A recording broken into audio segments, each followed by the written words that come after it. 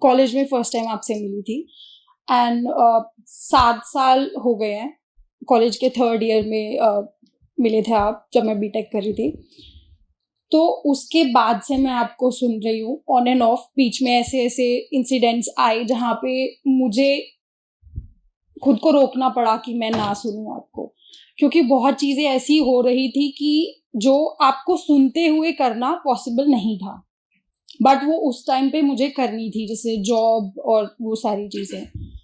तो problem sir ये आती है कि मेरे पेरेंट्स को पता है शुरू से कि मैं आपको सुनती हूँ। शुरू में मुझे हेजिटेशन होती थी बताने में कि ऐसे सर हैं और मैं उनको सुनती हूँ, कॉलेज में मिले, और तभी कॉलेज में बहुत प्रॉब्लम्स होती थी मुझे, जैसे स्टेज फियर बहुत ज़्यादा था एंड आई रिमेंबर दिस। में एक 500 लोग कुछ थे कॉलेज के सेशन में, और मैं 2 घंटे का सेशन था, मैं पूछना चाह रही थी आपसे एक क्वेश्चन और मैं पूछ ही नहीं पा रही थी, और आपने उन सब लोगों में रिकग्नाइज कर लिया कि ये 2 घंटे से कोशिश कर रही है पूछने की बट पूछ नहीं पा रही है। जॉब इंटरव्यू था, उसके बाद में इतना कॉन्फिडेंस था ही नहीं बिल्कुल भी कि मैं जॉब इंटरव्यू भी क्लियर कर पाऊँ। तो मैंने आपको बहुत ज़्यादा सुना, उसके बाद चीज़ें इम्प्रूव हुई, कॉन्फिडेंस आया। उसके बाद सर जो जो चीज़ें होती रही, मैं नीड बेसिस पे जो जो मुझे प्रॉब्लम्स लगी उसकी वीडियो सुनी, और ऐसे ऐसे एक जर्नी रही, और जो जो वो पड़ाव थे वो पार होते गए। जैसे जॉब का रहा, उसके बाद बहुत प्रॉब्लम्स आई कि कैसे तुम लोगों को फेस करो, चीज़ें समझ नहीं आ रही है, लोग ऐसे क्यों बिहेव कर रहे हैं, कैसे तुम एक्सेल करो किसी चीज़ में। तो वो चीज़ें ऐसे रही और तब जर्नी थी। पेरेंट्स को कुछ टाइम पहले हिम्मत हुई क्लियरली बताने की कि मैं सर को सुनती हूँ, मुझे ऐसे जाना है सेशन में, ये वो, बट सर सपोर्ट कभी भी नहीं है उनके एंड से, आज भी नहीं है। इवन दो, मतलब मैं ये नहीं बोलूँगी कि from that time, from my 3rd year 4th year, I have achieved enough bit so that मैं उनको ये बोल सकूँ कि ये मुझे करना है, ये मुझे सुनना है। तो मुझे हमेशा से ना वो चीज़ रही कि मुझे पहले प्रूव करना पड़ेगा खुद को, तब कोई चीज़ डिमांड करनी पड़ेगी। तो मेरी जर्नी हमेशा से वही रही। अब सर रिकॉल हो रहा है थोड़ा, तो अभी भी वो चीज़ वो एक्सेप्ट नहीं करते कि क्यों सुनना है, क्यों इस बात पे जाना है। उनको लगता है कि ये एक बहुत बड़ा बैरियर है। आज भी after showing them all the progress, being in a good company, doing, having a good career, earning enough well for my self, तब भी उनको बस लड़की के पर्सपेक्टिव से उनको सिर्फ यही लगता है कि मतलब शादी करनी है और ये सारी चीज़ें करनी है जो नॉर्मली लोग करते हैं। तो सर समझा समझा के मैं थक चुकी हूँ, और प्रूव कर करके भी मैं थक चुकी हूँ। बट मनी इम्पोर्टेंट मुझे इसलिए ज़्यादा लगती है क्योंकि वो चीज़ें मैं नहीं कर पाऊँगी if I don't have that kind of money with me. तो बहुत टाइम पहले मुझे पता चल गया था कि फाइनेंशियली इंडिपेंडेंट होने से ज़्यादा फाइनेंशियली स्ट्रॉन्ग होना ज़रूरी है, specially when you come from a family which is financially well off themselves. उनको इसके बियॉन्ड कुछ नहीं दिखता कि जब तक मैं, let me put it that way, जब तक मैं महीने का लाख रुपए नहीं कमा रही हूँ, वो सुनेंगे भी नहीं मुझे कि कुछ कर भी रही है, ये कुछ कर भी रही है या इसको कुछ फायदा हो भी रहा है उस चीज से। तो वो जगल कांस्टेंट रहती है टू प्रूव माई सेल्फ। और इस चक्कर में सो मैं जिस फील्ड में हूँ, मैंने हमेशा से चीज़ें वैसे ही, जैसे कॉलेज में BSc ड्यू जाने का मन था, बट नहीं, मैंने बीटेक की क्योंकि वहाँ से करियर अच्छा बनेगा। जॉब करी, स्विच किया कि मनी बढ़ेगी। मतलब हमेशा से वही पर्सपेक्टिव रहा है। बट अब मैं जैसे साइबर सिक्योरिटी फील्ड में, मुझे पता है कि कहीं ना कहीं वो वर्ल्ड पर्सपेक्टिव पे एक अच्छा काम कर रहे हैं। Cyber security is the need of the hour. तो ऐसा भी नहीं है कि मैं कुछ गलत सेल कर रही हूँ या it's not making sense, it's irrelevant, it's very much needed और काम अच्छा है। बट जो मेरा मन है कि थोड़ा ह्यूमन पर्सपेक्टिव से जिंदगी को जानना है, थोड़ा उस फील्ड में ज़्यादा करना है, because this is technical field. यहाँ पे इन चीज़ों का कोई यूज़ नहीं है apart from my own need की प्रमोशंस है. मैं नहीं सोचती प्रमोशन के बारे में. ऑफिस वाली पॉलिटिक्स है, मुझे पता है how to deal with that because of spirituality, right. उसका सिर्फ उतना ही नीड है वहाँ पे, how to survive in that world, how to tackle them. But मैं कंप्लीटली उस चीज को वहां नहीं कर पा रही हूँ. I am juggling between the two fields. But अब मैं इसमें कंप्लीटली इसलिए शिफ्ट हो पाती या सोच भी नहीं पाती, क्योंकि वो कंडीशनिंग उस टाइप से है कि I need that money of my own, ताकि मैं वो फाइट कर पाऊँ. मैं अपने पापा को खुल के बोलती हूँ, वो मुझे अभी भी बोलते हैं. मेरी मम्मी तो कहती है इसको पढ़ा के गलती करी, पहली चीज. और मेरे पापा कहते हैं कि तुझे अपने पैसे का गुरूर है.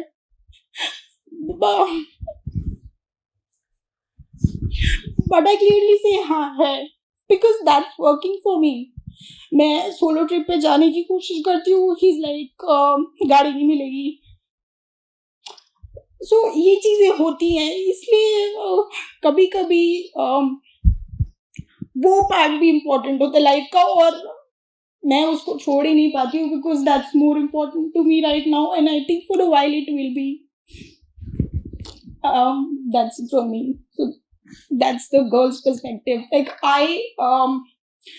एक लड़की की वैल्यू मेरी लाइफ में इसलिए नहीं है बिकॉज सर ये माना जाता है कि हमें लड़के के पैसे चाहिए, हमें ये चाहिए वो चाहिए. मतलब I am standing on the other side. I am from that family. I am earning my money. Still, there's no liberation. What's after this? Thank you. देखिए, एक चीज़ तो स्पष्ट होगी, वहाँ से जो बात आ रही थी वो पुरुष केंद्रित थी, द मेल पर्सपेक्टिव. आपने अच्छा किया अपनी बात जोड़ दी कि एक महिला, युवा महिला भी इस पारिवारिक सामाजिक स्थिति में अपने आप को कहाँ पर पाती है. स्पष्ट ही है कि बात पुरुष या महिला होने की नहीं है.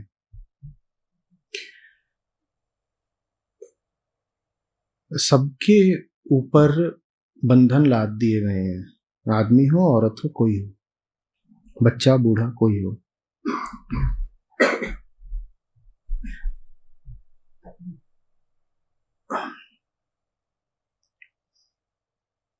किसी को उसकी माताजी नहीं समझते, किसी को उसकी पत्नी नहीं समझती, किसी को उसके पिता नहीं समझते.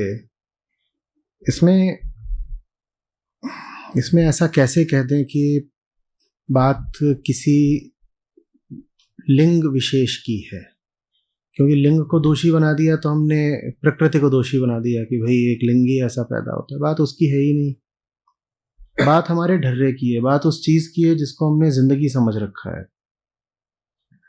हम सब ने जिंदगी का एक बहुत फालतू खाका खींच रखा है, और चूंकि हमारे देखे वो जिंदगी है तो हम वैसी ही जिंदगी फिर अपने बच्चों पर थोपना चाहते हैं, या अगर शादी वगैरह हो गई तो अपने पति या पत्नी पर थोपना चाहते हैं. मुझे अनुमति दीजिए, मैं वापस जाता हूँ उसी सवाल पर. मेरे साथ यहाँ पर राघव खड़े थे,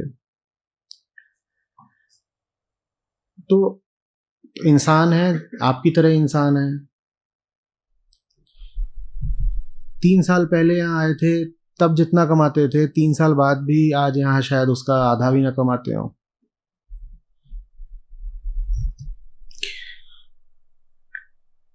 ये क्यों मजे में है और कैसे?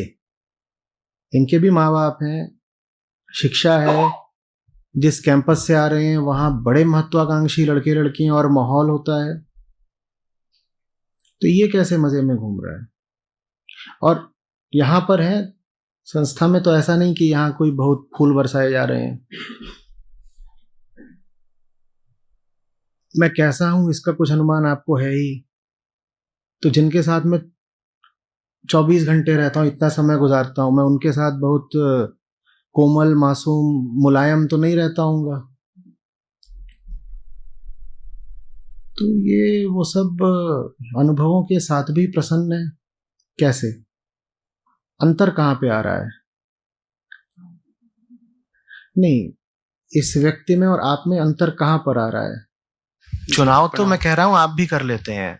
ये व्यक्ति चुनाव करके भी, ऐसा चुनाव जो आपको भारी लगता है, वैसा चुनाव करके भी ये व्यक्ति बहुत हद तक मस्त कैसे है? और आपके लिए वो चुनाव इतना भारी क्यों हो जा रहा है? आप उसी चुनाव की बात पर परेशान हो जा रहे हैं, दुखी हो जा रहे हैं। ये व्यक्ति अपेक्षितया मौज में क्यों है? अपना जो उन्होंने एक स्टैंडर्ड जो बोलते हैं कि हम जो सोचते हैं कि हमारे जो प्लेजर की परिभाषा है, मजा लेना है। नहीं, मजे तो वो पूरे लेता है। ये स्विमिंग जाता है, ये खेलने कूदने जाता है, ये घूम घाम भी लेता है। मजे में क्या कमी है? गया कहाँ? तो मजे ही ले रहा होगा कहीं। अजय जी, जैसे कि लोग जाते हैं, ये दूसरे आईआईटीएन भी हैं, ये भी आपके सामने खड़े हैं, ये भी आईआईटीएन है। ये मजे कोई कम लेते हैं? इनकी शक्ल देखिए। मैं परेशान हूं इनके मजों से। समस्या क्या है? ये कैसे मजे में चल रहे हैं और आपको बंधन ही बंधन क्यों दिखाई दे रहे हैं? इनके पास भी परिवार है। आचार्य जी, जैसे कि घूमने का कहीं कोई प्रोग्राम बनाता है, हाँ, पहाड़ों पर जाते हैं, हाँ, तो वो केवल घूमने नहीं जाते, उनको फोटो खींच के वो डालनी होती है। और अपनी बताइए ना, आप बताइए अपनी क्या बात है। ये देखिए, किनकी? नहीं, एक सेकंड रुकिए। शादी हो नहीं जाती, शादी करी जाती है। शादी हो नहीं जाती। ऐसा थोड़ी होता है कि आप बाथरूम से निकले और पता चला मैं शादीशुदा हूं। हो गई। ये मतलब क्यों करे? कोई समुचित कारण, कोई वजह? देखिए, बात करते हैं। हमारे यहाँ ऐसे भी लोग हैं जिनकी शादी हो चुकी है। ऐसा कुछ नहीं है कि शादी ना करना कोई अनिवार्यता वगैरह है। शादीशुदा लोग भी हैं, उनका भी काम मजे में चल रहा है। अंतर कहाँ पर है? हम जरा उसकी जांच पड़ताल करना चाहते हैं। जो चेतना का स्तर इनका उठ गया है, वो हमारा अभी उठना बाकी है।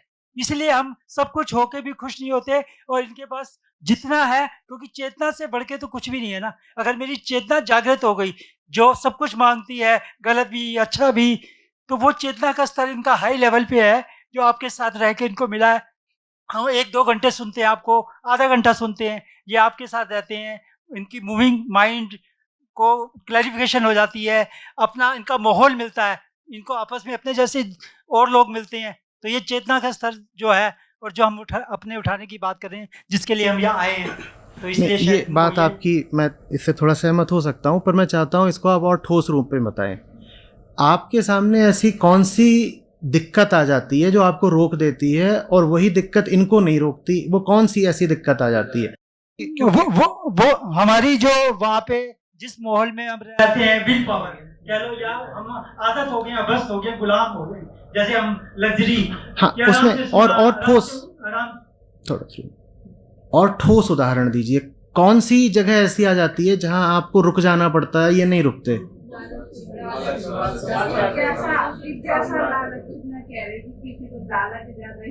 नहीं, लालच किस चीज का? आप बिल्कुल ठीक कह रही हैं, मैं उसको एकदम जमीन पे लाना चाहता हूँ। किस चीज का लालच है जो आपको पकड़ ले रहा है, इनको नहीं पकड़ रहा?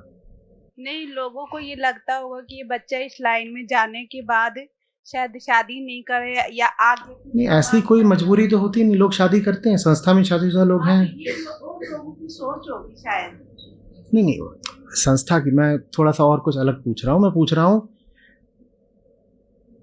आपने कहा था कि सन्यासी होने के अलावा, बात यहाँ से शुरू हुई थी, आपने कहा था सन्यासी होने के अलावा कोई विकल्प नहीं।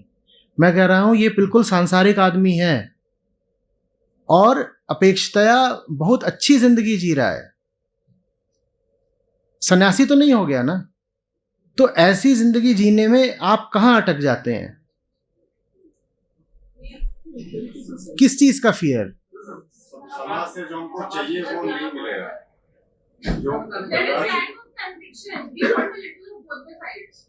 नहीं, पर आप जो कुछ भी ले रहे हैं या जिन चीजों को आप भोग रहे हैं लगभग वो सब इनको भी मिल रही हैं। तो ऐसा आप क्या पा ले रहे हैं घुटने टेक करके जो इनको उपलब्ध नहीं है, ये बताइए। आप कह रहे हैं कि आप इस तरह के यहाँ पे समझौते कर लेते हैं, यहाँ रुक जाते हैं, अटक जाते हैं, उससे आपको ऐसा क्या खास मिल जाता है जो इनकी जिंदगी में नामौजूद है? नमस्कार आचार्य जी। हम लोगों ने मन में, जो मुझे समझ में आया है, मैं बहुत सालों से अध्यात्म में हूँ, हम लोगों ने हमारे मन में चीज़ों से आइडेंटिफिकेशन कर रखा है। जो इस दुनिया में हमें चीज़ें दिखती हैं और हमें लगता है वो मैं ही हूँ, ये गाड़ी मैं हूँ, ये घर मैं हूँ। तो ये जो चीज़ें हैं इस दुनिया में, हमने अपने मन में एक आइडेंटिफिकेशन कर रखा है इन चीज़ों से। तो वो एक ईगो बन जाता है, फिर मन में एक विचारों का एक पिंड बन जाता है मन में। हाँ, ये सिद्धांत है। मुझे और ठोस बताइए, आपको क्या खोने का डर रहता तो है? यही खोने का डर है जब हमें बोला जाता है कि इससे हमें दुख मिल रहा है इस आइडेंटिफिकेशन से, क्योंकि हम दुख एक्सपीरियंस करते हैं इस आइडेंटिफिकेशन से। तो जब हमें बोला जाता है कि इनको 1000 लोग इज्जत देते हैं, 1000 कम बोल रहा हूं, सामाजिक स्वीकृति इन्हें कम मिली हुई है। आपको, मुझे नहीं पता कितने लोग प्रेम या सम्मान देते होंगे, इनको सम्मान देने वाले शायद लाखों लोग हैं। सामाजिक स्वीकृति इनको ज्यादा है या आपको ज्यादा है? ये सन्यासी का जीवन किस प्रकार है, मुझे ये बताइए। जब आप सन्यासी बोलते हो तो उससे आपका एक अर्थ, एक आशय होता है, एक तस्वीर होती है। ये किस तरीके से सन्यासी है? अभी ये कुर्ते में तो आपको कुछ लग रहा होगा, अभी ये जीन्स टी शर्ट में आ जाएगा। आप बताइएगा सन्यासी कैसे है ये? जी, सन्यासी का मतलब है जैसे हम नौकरी चुनते हैं, ओके, ये नौकरी क्योंकि ओके इससे करियर सबसे ज्यादा अच्छा रहेगा, सबसे ज्यादा पैसे बनेंगे। ये नहीं चुना कि ओके इससे मन की शांति मिलेगी या इससे बोध होगा या विवेक होगा।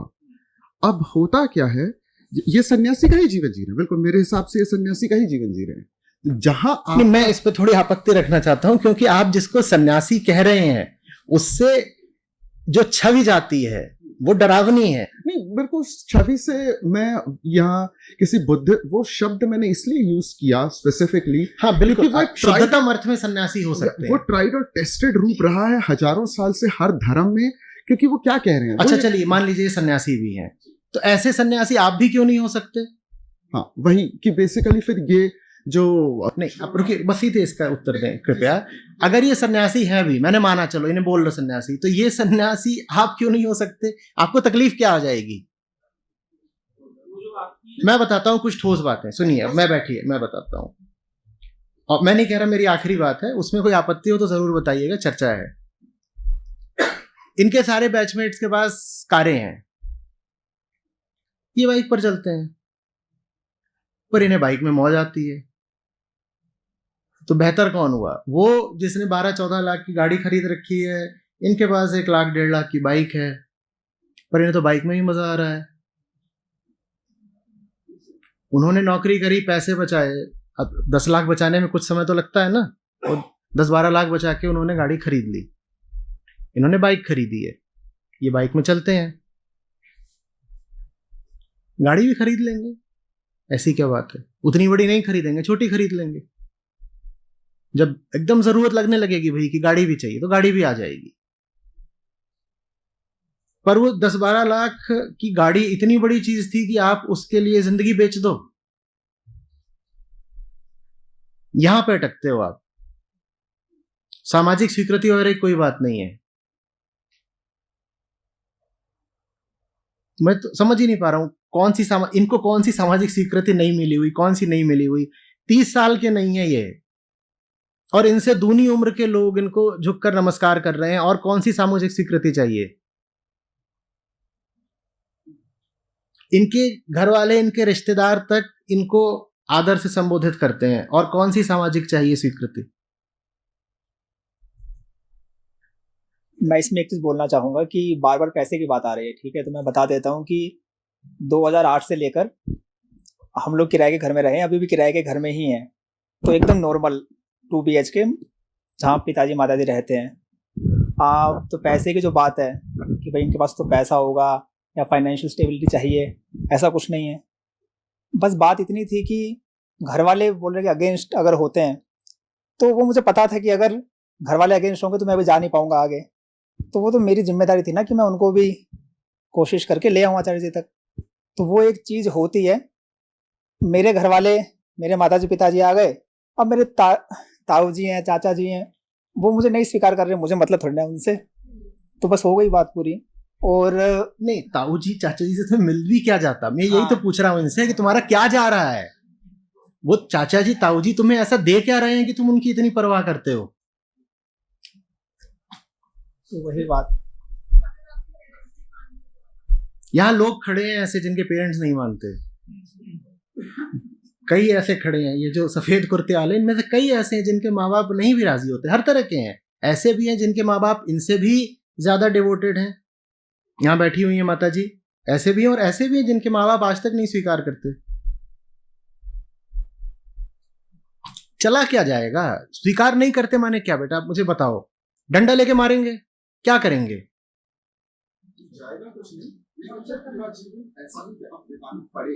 ऐसा जीवन बिताने में तकलीफ क्या है? इसमें तकलीफ क्या है? आपको जैसे आचार्य जी ने बोला कि कुर्ता पजामा पहनकर खड़ा है, संस्था के अंदर आचार्य जी ने कंपलसरी किया हुआ है कि सब लोग स्पोर्ट्स भी खेलेंगे, सब लोग अपनी पढ़ाई भी करेंगे। तो जो हम लोग जीवन जीते हैं उसमें सब कुछ वही होता है जो आप लोग करते हैं, स्पोर्ट्स भी खेलते हैं। इनफैक्ट मैं जब देखता हूँ कि मेरे बैचमेट्स हैं वो स्पोर्ट्स नहीं खेल पाते हैं, हम लोग खेल पाते हैं, तो हमारा जीवन तो ऊंचा ही हुआ ना। बस ये है कि सांसारिक तरीके से भी ये बेहतर जीवन जी रहे हैं संसारियों से। जिसको आप सन्यासी बोल रहे हो वो संसार के मजे लूट रहा है। ये सब कुछ करते हैं, ये पूरा भारत घूमते हैं, ये खेलने जाते हैं, पढ़ाई करते हैं, ये मूवी भी देखाते हैं, सब कुछ करते हैं। मैं इसीलिए जो पूछना चाहता हूं कि आप कौन सा तीर मार रहे हो वो जीवन जी करके जिसमें आप कहते हो अटके हुए, उसमें मिल क्या रहा है आपको? पर एक जो मेरा डर है वो मैं बताना चाहती हूँ सर। मेरे पेरेंट्स ना फ्यूचर को लेके डराते हैं कि अभी you are thinking like that, when you will be as old as us, you will regret, you'll be depressed, you'll be alone, you'll be sad. आप कितने साल के हो? I'm 30. ओल्ड माने क्या होता है? I think 60 there. 60 प्लस? 60 के बाद पछताना पड़ेगा ना। 60 में मर जाना। 30 साल मजे करो और मर जाओ, समस्या क्या है? 60 के बाद क्या होगा उसके लिए आप अपना पूरा जीवन और जवानी क्यों खराब कर रहे हो? सर बड़े गंभीर होके बोलते हैं, मतलब पछताओगे, शादी नहीं करोगे तो पछताओगे। And I agree with. मैं बिल्कुल नहीं कह रहा हूं कि शादी मत करो, मैं बेढंगी और नालायक किस्म की शादियों के खिलाफ हूं। वही करना चाहते हैं वो। आपको कोई, आप ढंग की शादी कर सकते हो, बेशक करिए, उसमें कोई बात नहीं है। थोड़ा एक दो बातें और बताता हूं आप कहाँ फंसते हैं। 2-3 चीजें होती हैं। एक, आप फंसते हो इस झंझट में कि बहुत बड़ा मकान खरीदना है। वो जो 1 करोड़ 3 करोड़ वाले मकान होते हैं ना, 5 करोड़ 8 करोड़ कितना भी जाता है, आप वहां फंसते हो। आप उम्र भर जो उसकी किश्तें भरते हो वहां फंसते हो। उसके लिए फिर चाहिए होता है अकूत पैसा। और आप जो शादियां करते हो जिसमें ये अनिवार्य हो जाता है कि विलासिता का प्रदर्शन किया जाए, शादी माने वेडिंग के दौरान भी और फिर आगे विवाहित जीवन में भी, आप वहां फंसते हो। नहीं तो आप नहीं फंसोगे, काम चल जाएगा। हम आमतौर पर जो हमारा लिविंग स्टैंडर्ड होता है वो तो जितना आप कमाते हो उससे आधे में भी चल जाए अगर आपने मोटे वाले खर्चे न पाल रखे हो। अध्यात्म एक तरीके से इन मोटे खर्चों से बचने का नाम है।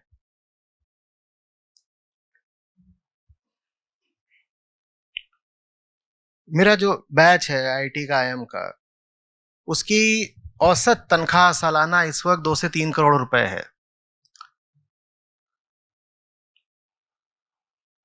महीने का 20 लाख 25 लाख बैठ गया। और उनमें से बहुत सारे ऐसे हैं जिनके पास अभी पर्याप्त नहीं है। लालच की बात नहीं, उनके पास सही में पर्याप्त नहीं है। खर्चे, आप वहां फंसते हो। आपने ऐसे खर्चों को अनिवार्य मान लिया है जो अनिवार्य हैं ही नहीं। आप गुड़गांव में 5 BHK लोगे तो आपको क्या लगता है आप आजाद जी पाओगे?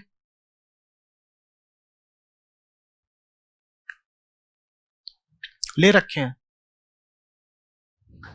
महीने का 20-25 लाख आता है तब भी कम पड़ रहा है, सही में कम पड़ रहा है, नहीं होता उन पर।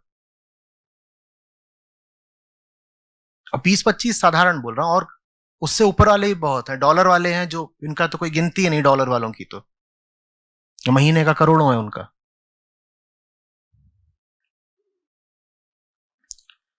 यहां फंस जाते हो। कुछ खर्चों को आपने व्यर्थ ही जरूरी समझ रखा है। फिल्मों ने आपको सिखा दिया है कि 2 करोड़ की शादी नहीं करोगे तो तुम इंसान ही नहीं हो, मुर्गा हो तुम। अब आपको बहुत सारा पैसा चाहिए क्योंकि आपको 2 करोड़ वाली शादी करनी ही करनी है। यहां पर बेचारे माँ बाप की सांसें रुकने लगती हैं कि अगर ये कमाएगा नहीं तो 2 करोड़ वाली शादी कैसे करेगा। 2 करोड़ वाली शादी, 25 लाख वाली SUV,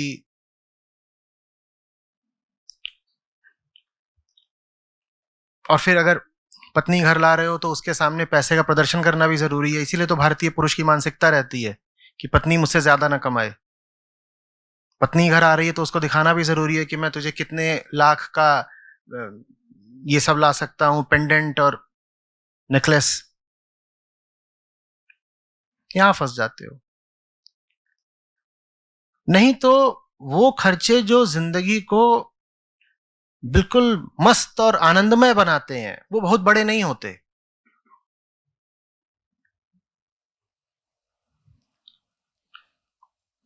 अभी 5 साल पहले तक जितने भी बाहर के शिविर होते थे उनमें से आधे से ज्यादा मैंने अपनी बुलेट पर करे हैं। और अभी कल भी संजय को बोला कि उसको फिर से ठीक करा दो, मुझे चलानी है।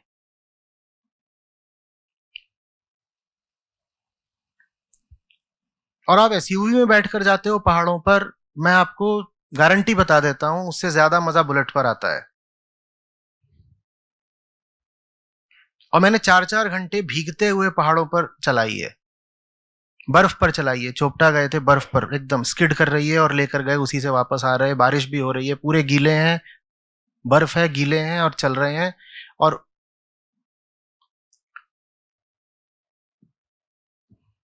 आप ऐसी चीजों पर पैसा खर्च करते हो अनिवार्य समझकर, जिस पर पैसा खर्च करना अनिवार्य नहीं है।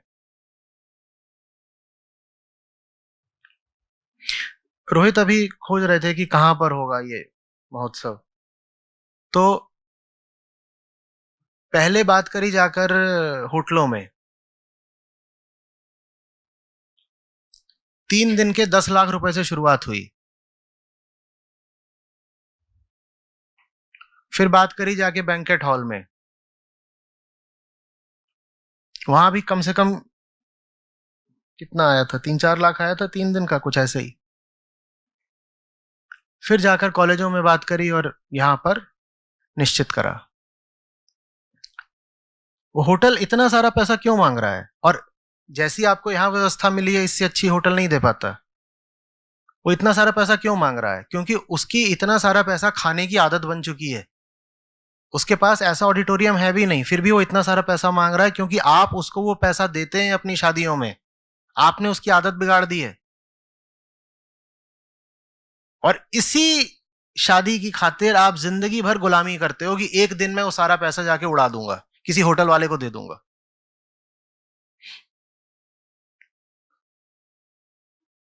लड़की पैदा होती नहीं है कि बाप पैसा जोड़ना शुरू कर देता है अपने आर्थिक स्तर के अनुसार, इतने करोड़ दहेज देना है, इतने करोड़ दहेज देना है।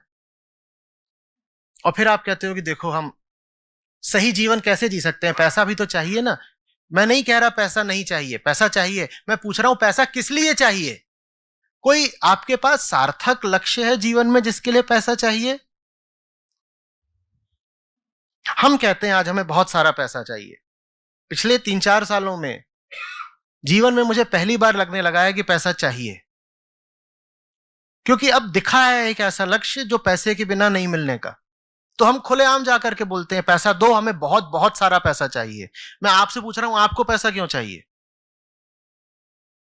आप मुझसे पूछिए, मैं बताऊंगा मुझे पैसा क्यों चाहिए। ये संस्था इस वक्त बहुत ज्यादा जरूरत में है पैसे की, और हमारा पैसा इसलिए नहीं कि हम बैंकेट हॉल को दे देंगे या उससे महल बनवा लेंगे, इसका हनीमून होगा उसमें।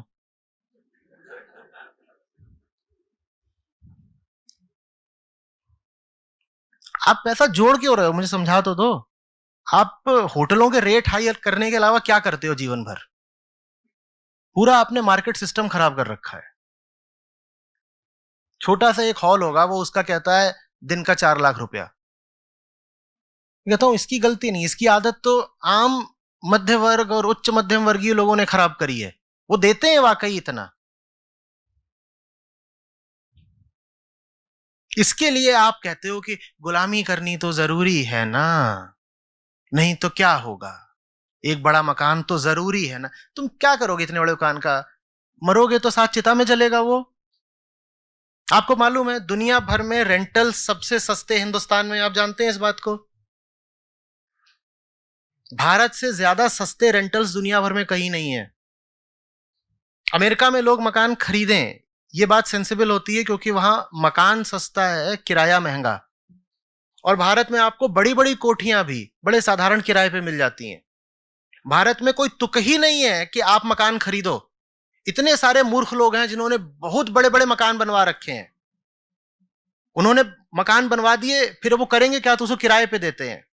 आप लो ना किराए पे, कौन आपको रोक रहा है? फिर कहते हैं नहीं किराए पे ले लेते हैं, फिर कभी मकान मालिक कहता है कि नहीं अब खाली करो, तो जाना पड़ता है, तो चले जाओ, समस्या क्या है? नहीं सामान शिफ्ट करना पड़ता है, तो समस्या क्या है? नहीं सामान बहुत सारा है। सामान क्यों बहुत सारा है? सामान क्यों है बहुत सारा? इतना सामान क्या करोगे लेके? और सामान के लिए भी मूवर्स पैकर्स होते हैं, शिफ्ट करना है तो कर लो बाबा। नहीं सामान तो ठीक है, वो परिवार बहुत बड़ा है ना। कितने लोग हैं? 6 लोग हैं। क्यों है 6 लोग परिवार में? ये 6 लोग कहां से आ गए बताओ? पहले तो तुम 6 लोग लेके आते हो, फिर कहते हो अब शिफ्ट कैसे करें इनको। सन्यासी की बात नहीं है। 6 के बाद शून्य नहीं आता। 6 और शून्य के बीच में बहुत संख्याएं होती हैं। आप बार बार शून्य कर देना चाहते हो कि नहीं तो सन्यासी है, इसका तो शून्य है। मैं कह रहा हूं 3 नहीं हो सकते थे, पति पत्नी और एक बच्चा नहीं हो सकता था। 6 कहां से आए?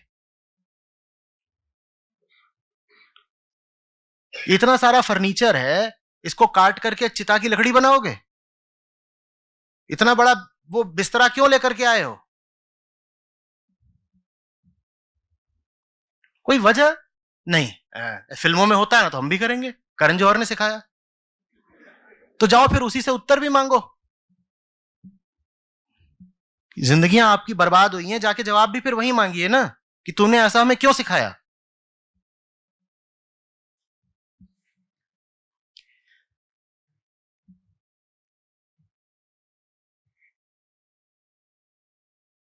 अच्छी किताबें हो, अपना एक वाहन हो, छोटा ही सही लेकिन एक साफ सुथरा और सही जगह पर एक घर हो। ये जिंदगी जीने में आपत्ति क्या है आपको? और जिंदगी पर बहुत सारे बोझ ना हो तो पढ़ने के लिए भी वक्त हो, खेलने के लिए भी वक्त हो, गीत संगीत सीखने के लिए वक्त हो, गिटार सीखो, वीणा सीखो, सितार सीखो, हारमोनियम है। ये जिंदगी आपको बुरी लग रही है सुनने में, तो समस्या क्या है?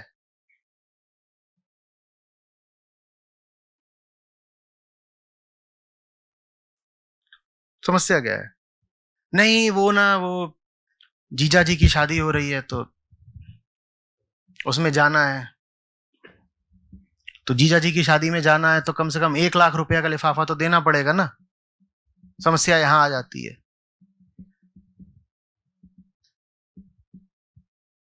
बेशरम हो जाओ, जाओ खा के आ जाओ। समस्या क्या है? लिफाफा दे दो लिख करके, ऊपर ही लिख दो इसमें 1 लाख रुपया है, खाली दे दो।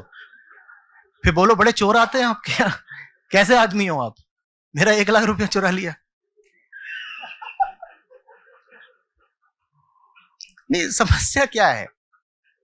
इतने गंभीर क्यों हो रहे हो बेटा? इतनी गंभीरता की क्या बात है इसमें? हाँ, बोल रहे हो घर से गाड़ी मांगते हैं, गाड़ी नहीं देते तो खरीद लो ना। ओला किस लिए है? घर वाले गाड़ी नहीं दे रहे तो ओला भी रोक देंगे। मेल स्पेसिफिक क्या बात है? फीमेल को ओला में नहीं घुसने देते? फीमेल ओला क्या होती है? फीमेल ओला क्या होती है? क्यों नहीं हो सकता बताओ ना। इंडिया नहीं, तुम अपनी बात बताओ। तुम अगर करोगे तो क्या हो जाएगा? बना सकते हैं सर। अगर करोगे तो क्या हो जाएगा? उत्तर दो।